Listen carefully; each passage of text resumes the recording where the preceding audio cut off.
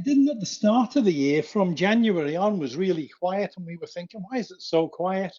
And then just May time, about this time, it went absolutely mad. And we had nothing on the board. And before we knew where we are, we had about 9 and ended up with 15, I think, in the end. Yeah. So it's just as the weather got nicer, so did the shouts. That seems to be the case, doesn't it? And we're going through a period of dry weather now. How has it been for 2025 so far? It's been very, very quiet. We've been out once this year, so we've only got one on the board.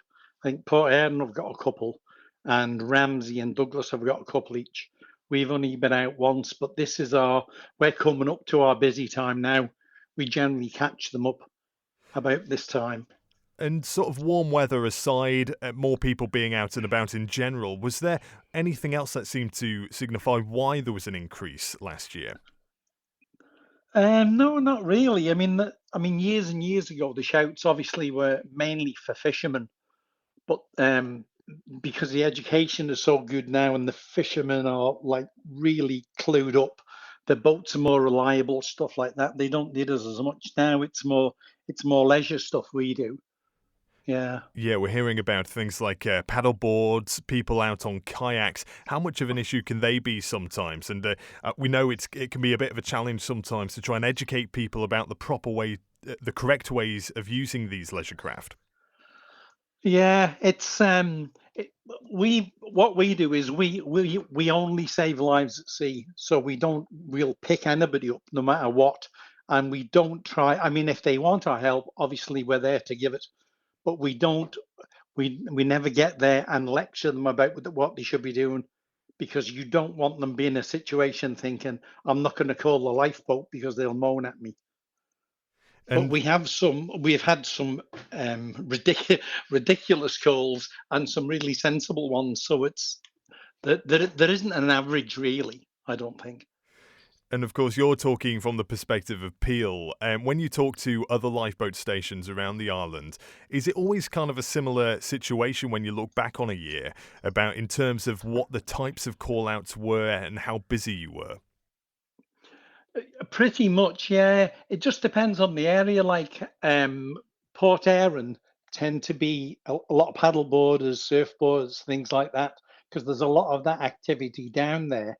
Where we are, I was looking at some of the records I've kept. I mean, we rescued a kayaker that was 18 miles off the shore of Peel. He was just outside our glass, but they sent us because they weren't sure how fit and healthy he was, because it was like 1 o'clock in the morning and he was lost and he was exhausted. So they asked us, would we go? Because we've got a fast lifeboat and we can cash care them when we get them aboard, warm them up and things like that. And what some people might have found slightly sort of confusing, perhaps, when they were looking back at the stats from last year, was that there was 53 people aided, but there was a particular point made about the fact that there were 4 lives saved. So it's like you were saying before, it's going out just to assist people, perhaps, who aren't in a life-threatening situation. But as we see from those 4 instances, it can be quite different, can't it? Absolutely, absolutely, yeah. I mean, those 53 people that were helped, they might have ended up drowning if we didn't go. We can only claim lives saved if they're going to die if you don't get there.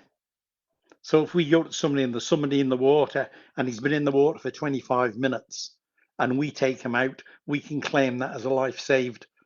But if you've got a boat that's sinking and we get there and we pump it out and it's fine, we can't claim those lives. But of course, each call out absolutely vital, as you mentioned there. It's just time and circumstances, isn't it? But again, so the charity looking ahead, we know how much it costs to run the RNLI, £190 million.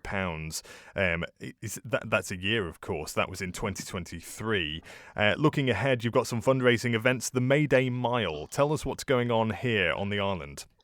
The May Day Mile is, you can go on to any of the Facebook pages and there'll be a link to a website, and you can run for a mile, skip for a mile, walk for a mile, do whatever you want for a mile and raise money, and it goes to the charity.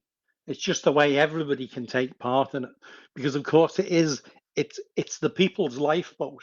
It's not exactly owned by the RNLI. They just take the money off the general population. It's the people's boat, and it's a way for the people to help. If you don't want to do crew, or you can't do crew and you want to do something to help, it's a great way. It's like coming to one of our car washes, anything like that, to raise money, because it's obviously the people that put the money in. It's those people that keep those boats at sea.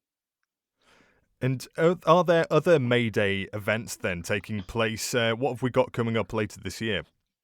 Well, there's the Tower of Refuge walk. That's in May sometime, just waiting for a tide.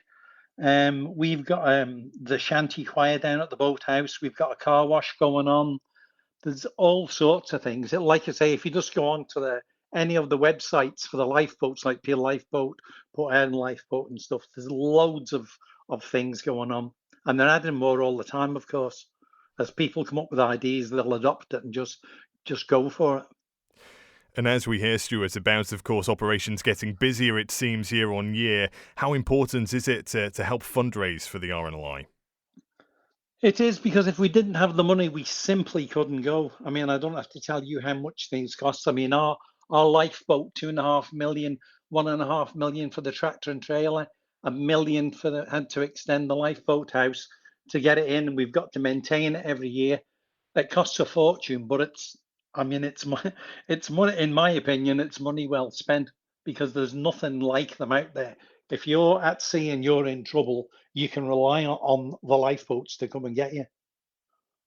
Absolutely. And just finally, Stuart, you mentioned obviously the weather's getting nicer. It's coming up to that time of year where more people will be out and about, particularly this weekend as well, on the beaches, out at sea. What can people do just to look after themselves?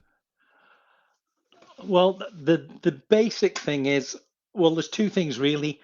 Tell somebody where you're going and when you think you're coming back, and have some form of communication.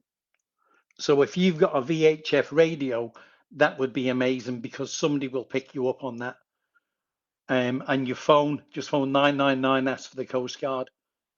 I mean, it's not our position to say wear a life jacket, but if you want to live a little bit longer, certainly wear a life jacket.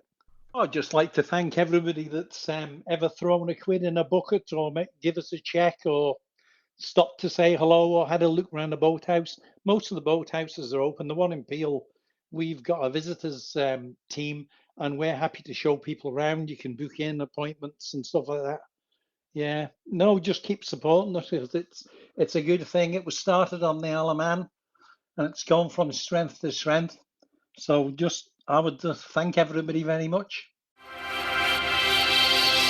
Thank you for making it to the end of the Manx Radio Newscast. You are obviously someone with exquisite taste. May I politely suggest you might want to subscribe to this and a wide range of Manx Radio podcasts at your favourite podcast provider, so our best bits will magically appear on your smartphone.